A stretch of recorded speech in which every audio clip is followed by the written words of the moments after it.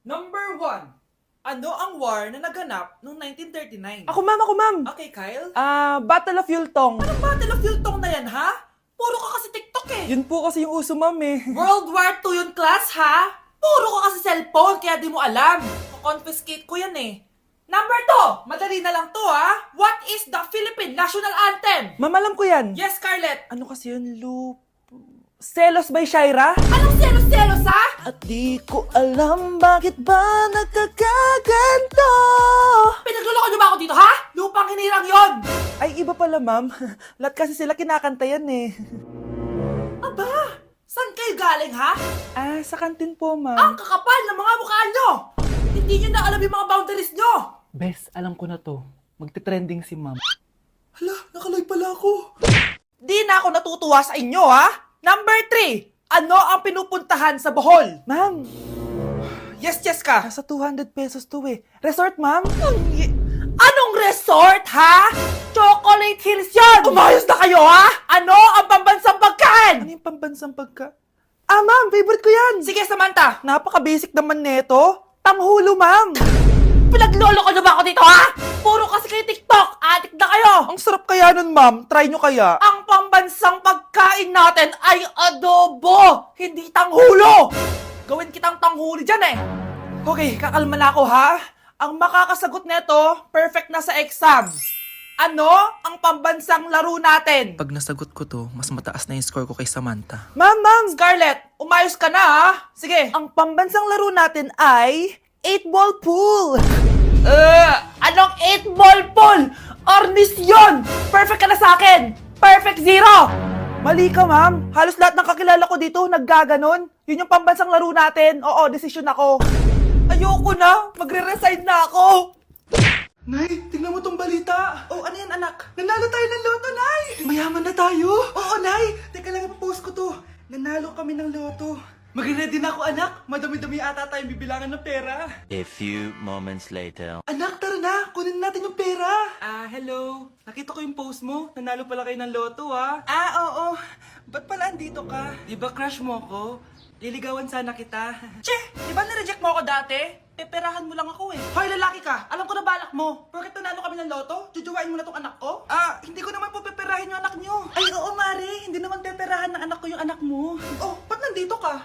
Makikipag-close sana ako sa'yo kasi magiging bilang ka na ng anak ko. Ay, tiilin nyo kami! Peperahan nyo lang kami! Lumayas kayo dito!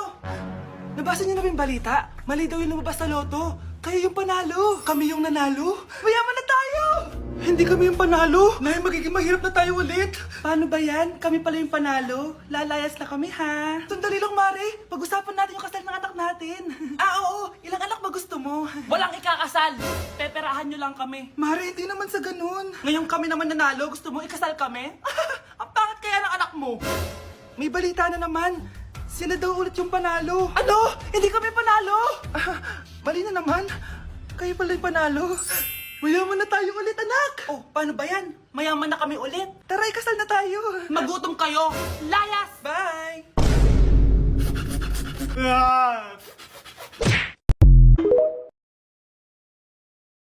Ganda ko dito, oh.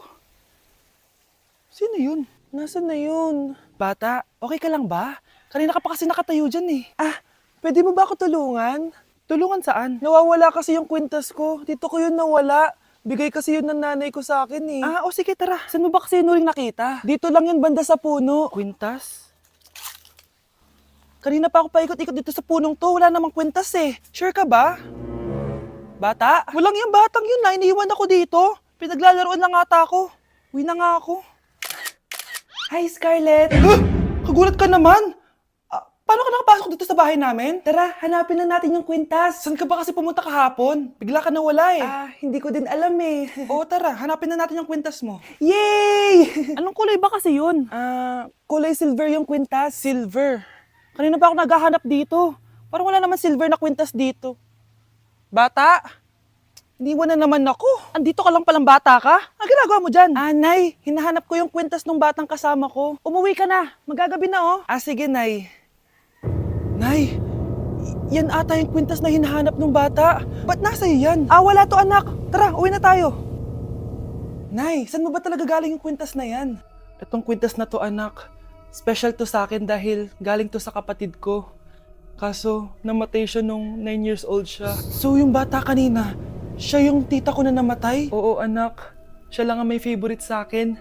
Mga magulang namin, ayaw sa akin. Kaya sobrang mahal ko yun, anak. Ang lungkot naman pala, Nay. Sobrang sakit lang.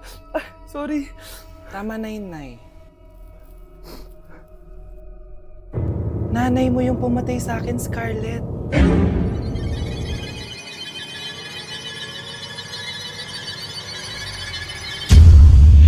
Pakainit! Nay! Anong ginagawa mo dyan? Pinapainit ko lang to lutuan natin. Uso kasi to, anak. Uso, Nay? Bakit di na lang doon sa kusina? Sa sobrang init ng Pilipinas ngayon, ayan, pwede ka na magluto. Di ba? Tipid sa gas. Grabe! Ang talino mo, Nay. Makakatipid na ako neto. Anak, check mo nga dyan yung sinain ko. Okay na po to, Nay.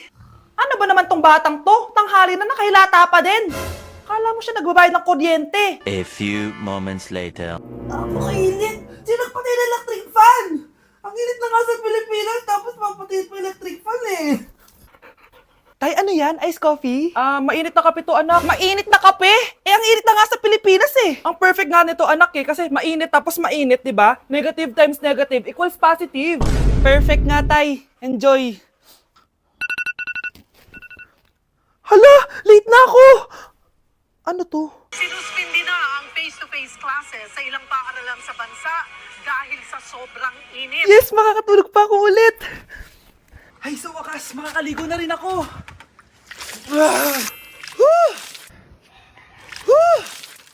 Hi, Cheska.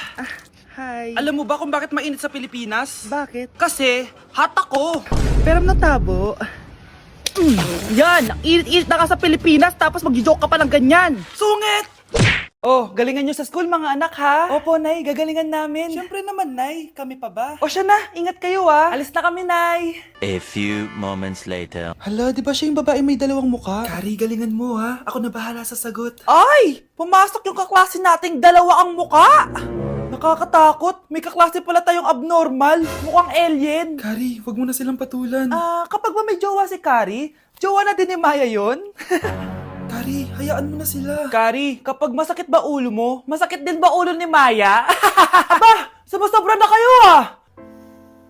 O anak, ba't nakasimangot ka? Binubuli nila kami sa school, Nay. Tinawag nila kaming abnormal. Mukha daw kaming alien, Nay. Mga anak, hindi kayo abnormal. Special kayo. Special kayo dito sa puso ko. Pero Nay, ang dami nilang sinasabi sa amin. Ay, hindi na importante kung ano man sabihin nila. Ang importante, mahal ko kayong dalawa. Tandaan nyo lagi yan, ha? Mahal ka din namin, Nay. Opo, Nay. O siya na, matulog na kayo. Maaga pa yung klase nyo bukas. Sige, Nay, tulog na po kami. Good night, Nay. Good night, mga anak. Balang araw, malalaman niyo rin kung bakit kayo ganyan. Maya, huwag mo akong iiwan, na. Oo naman, Kari. Forever tayo magkasama. Good night, Maya. Good night, Kari. 1 hour later. Kari? Kari! Ay, Kari! Good morning, Maya. Maya? Ba't di ka nagsasalita? Maya! Anak, magpagaling ka lang, ha? Nay, ayoko na dito sa ospital. Ang daming may sakit. Kailangan mo nang gumaling, Scarlett, para makapag-date na tayo ulit. Oo, babe. Magpapagaling ako. Hello. Kamusta na po siya? Doc. Okay naman po siya. Pwede na po ba kami lumabas ng hospital? May bad news ako sa inyo. Nay, bad news daw. Hindi naging maganda yung mga resulta ni Scarlett. 3 araw na lang siyang mabubuhay. Hindi pwede. Ayoko. Ha? Mamamatay na ako. Huwag mo sabihin yun, Scarlett. Magpapakasal pa tayo, di ba? Magkakaanak pa tayo, di ba? Hindi ka mamamatay, anak. Gagawan ko ng paraan. Hindi pwede mamatay anak ko. Hindi pwede mamatay anak ko. Tita, una na po muna ako. Gabi na rin po eh. Sige po. Wala na akong choice. Kailangan kong gawin to. Para sa'yo, anak. O anak, kainin mo muna to para gumaling ka na. Sige po, Nay. Sarap. Kain ka lang anak ha. Hello. Kamusta siya? Doc, parang lumakas ako ngayon. Talaga anak? Malakas ka na? May good news ako sa inyo. Naging okay lahat ng results ni Scarlett.